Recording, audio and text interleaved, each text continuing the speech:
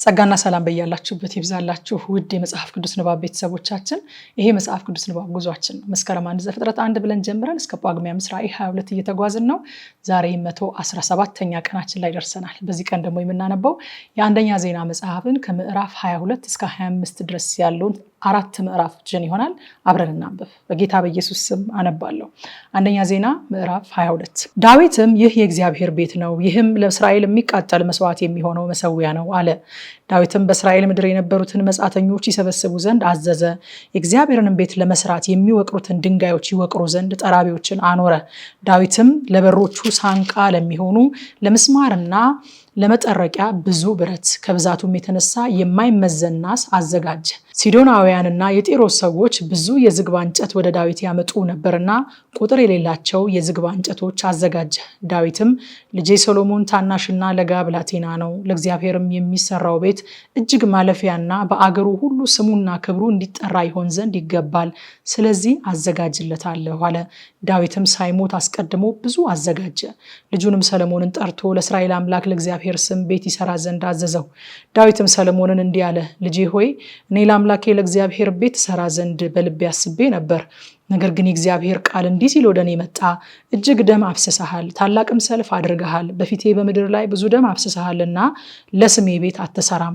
እነሆ የእረፍት ሰው የሚሆን ልጅ ይወለድልሃል፣ በዙሪያው ካሉ ከጠላቶቹ ሁሉ አሳርፈዋለሁ፣ ስሙ ሶሎሞን ይባላልና በዘመኑም ሰላምና ጸጥታ ለእስራኤል እሰጣለሁ። እርሱ ለስሜ ቤት ይሰራል፣ ልጅም ይሆነኛል፣ እኔም አባት ሆነዋለሁ፣ የመንግስቱም ዙፋን በእስራኤል ላይ ለዘላለም አጸናለሁ። አሁንም ልጄ ሆይ እግዚአብሔር ካንተ ጋር ይሁን፣ ስለ አንተም እንደተናገረው ያከናውንልህ፣ የአምላክህንም የእግዚአብሔርን ቤት ስራ። ብቻ የአምላክህን የእግዚአብሔርን ሕግ ትጠብቅ ዘንድ እግዚአብሔር ጥበብና ማስተዋልን ይስጥህ፣ በእስራኤልም ላይ ያሰልጥንህ። እግዚአብሔር ስለ እስራኤል ሙሴን ያዘዘውን ስርዓትና ፍርድ ታደርግ ዘንድ ብትጠነቀቅ በዚያን ጊዜ ይከናወንልሃል። አይዞህ፣ በርታ፣ አትፍራ፣ አትደንግጥም። አሁንም እነሆ በድህነቴ ለእግዚአብሔር ቤት 100,000 መክሊት ወርቅና 1,000,000 መክሊት ብር ሚዛንም የሌላቸው ብዙ የናስ ብረት አዘጋጀው። ደግሞም እንጨትና ድንጋዮች አዘጋጀው። አንተም ከዚያ በላይ ጨምር። በአንተም ዘንድ ብዙ ሰራተኞች፣ ድንጋይና እንጨት ወቃሪዎችና ጠራቢዎች፣ ስራውንም ሁሉ ለማድረግ ጠቢባን ሰዎች ሁሉ አሉ። የሚሰሩበት ወርቅና ብር፣ ናስና ብረት ቁጥር የለውም። ተነስተህ ስራ፣ እግዚአብሔርም ካንተ ጋር ይሁን። ዳዊትም ደግሞ ልጁን ሰሎሞንን ያግዙ ዘንድ እስራኤልን አለቆች ሁሉ እንዲህ ሲል አዘዛቸው፣ አምላካችሁ እግዚአብሔር ከእናንተ ጋር አይደለምን? በምድርም የሚቀመጡትን በእጅ አሳልፎ ሰጥቷልና፣ ምድርም በእግዚአብሔርና በሕዝቡ ፊት ተገዝታለችና በዙሪያችሁ ሁሉ እረፍትን ሰጥቷችኋል። አሁንም አምላካችሁን እግዚአብሔርን ትፈልጉ ዘንድ ልባችሁና ነፍሳችሁን ስጡ። ለእግዚአብሔርም ስም ወደሚሰራው ቤት የእግዚአብሔርን የቃል ኪዳኑን ታቦትና የእግዚአብሔርን ነዋየ ቅድሳት ታመጡ ዘንድ ተነስታችሁ የአምላክን የእግዚአብሔርን መቅደስ ስሩ። አንደኛ ዜና ምዕራፍ 23። ዳዊትም በሸመገለ ጊዜ ዕድሜንም በጠገበ ጊዜ ልጁን ሶሎሞንን በእስራኤል ላይ አነገሰው። የእስራኤልንም አለቆች ሁሉ ካህናቱንም ሌዋውያኑንም ሰበሰበ። ሌዋውያንም ከ30 ዓመት ዕድሜ ጀምሮ ወደ ላይ ተቆጠሩ። ቁጥራቸው በእያንዳንዱ ነፍስ ወከፍ 38,000 ነበረ። ከነዚህም ውስጥ የእግዚአብሔርን ቤት ስራ የሚያሰሩት 24,000 ነበሩ። 6,000 አለቆችና ፈራጆች ነበሩ። 4,000 በረኞች ነበሩ። 4,000 ለምስጋና በተሰሩ በዜማ ዕቃዎች እግዚአብሔርን ያመሰግኑ ነበረ። ዳዊትም እንደ ሌዊ ልጆች እንደ ጌድሶንና እንደ ቀዓት እንደ ሜራሪም በየሰሞናቸው ከፈላቸው። ከጌድሶናውያን ለአዳንና ሰሜኢ ነበሩ። የለአዳን ልጆች አለቃው ይሂኤል፣ ዜቶም፣ ኢዮኤል 3 ነበሩ። የሰሜኢ ልጆች ሰሎሚት፣ ሐዝኤል፣ ሃራን 3 ነበሩ። እነዚህ የለአዳን አባቶች ቤቶች አለቆች ነበሩ። የሰሜኢ ልጆች ኢኢት፣ ዚዛ፣ የኡስ፣ በሪአ ነበሩ። እነዚህ 4ቱ የሰሜኢ ልጆች ነበሩ። አለቃው ኢኢት ነበረ። ሁለተኛው ዚዛ ነበረ። የኡስና በሪአ ግን ብዙ ልጆች አልነበሯቸውም። ስለዚህ አንድ አባት ቤት ሆነው ተቆጠሩ። የቀዓት ልጆች እንበረም፣ ይስዓር፣ ኬብሮን፣ ኡዝኤል 4 ነበሩ። የእንበረም ልጆች አሮንና ሙሴ ነበሩ። አሮንም ከሁሉ በላይ የተቀደሰ ይሆን ዘንድ ተለየ። እርሱና ልጆቹ ለዘላለም በእግዚአብሔር ፊት ያጥንና ያገለግል ዘንድ በስሙም ለዘላለም ይባርክ ዘንድ። የእግዚአብሔርም ሰው የሙሴ ልጆች በሌዊ ነገድ ተቆጠሩ። የሙሴ ልጆች ጌርሳምና አልዓዛር ነበሩ። የጌርሳም ልጆች አለቃ ሱባኤል ነበረ። የአልዓዛርም ልጆች አለቃ ረአብያ ነበረ። አልዓዛርም ሌሎች ልጆች አልነበሩትም። የረአብያ ልጆች እጅግ ብዙ ነበሩ። የይስዓር ልጆች አለቃው ሰሎሚት ነበረ።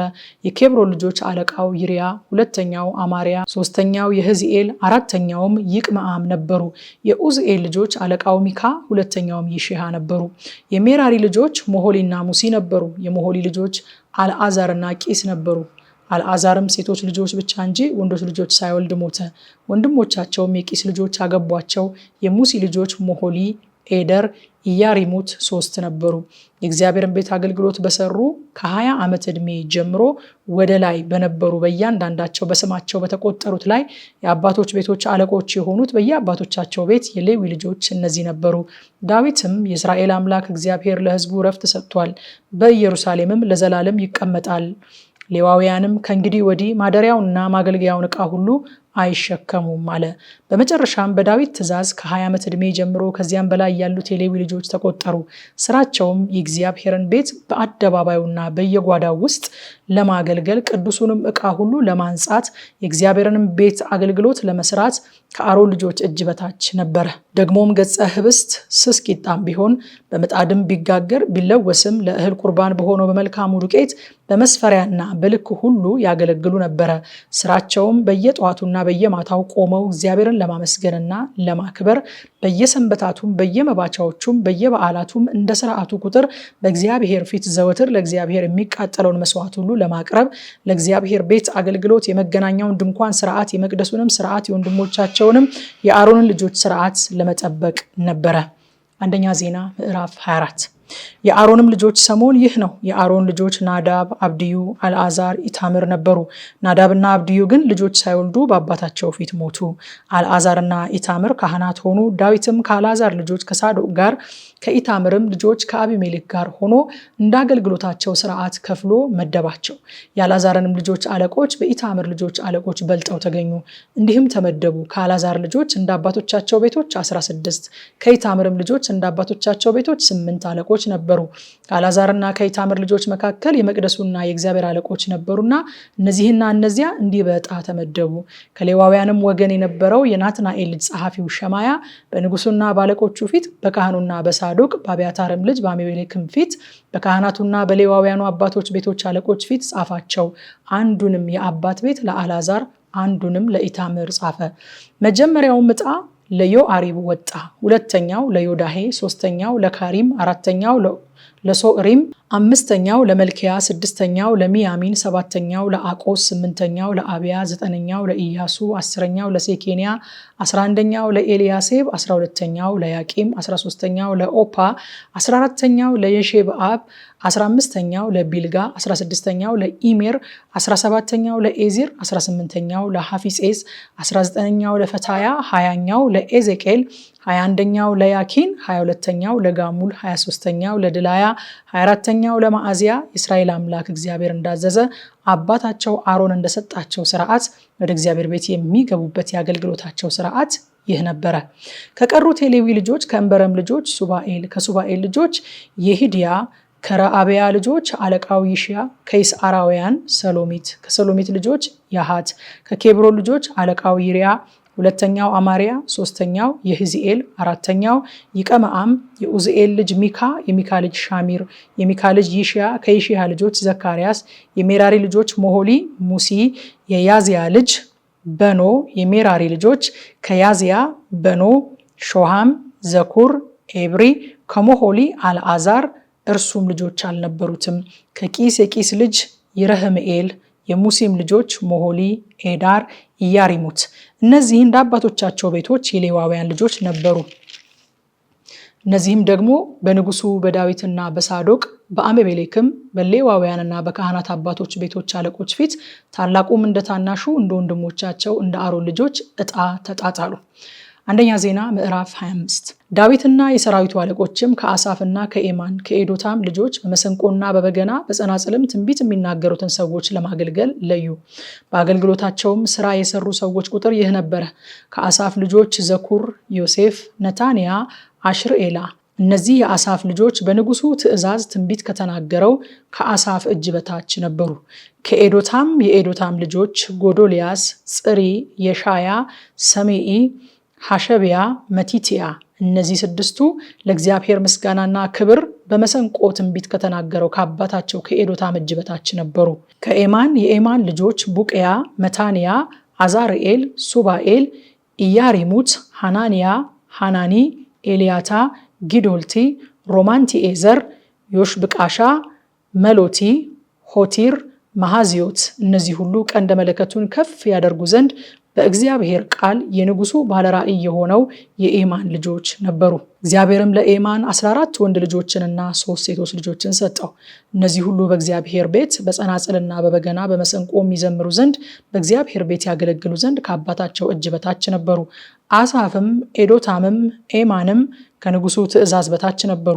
የብልሃተኞቹም ቁጥር እግዚአብሔርን ለማመስገን ከሚያውቁ ከወንድሞቻቸው ጋር 288 ነበረ።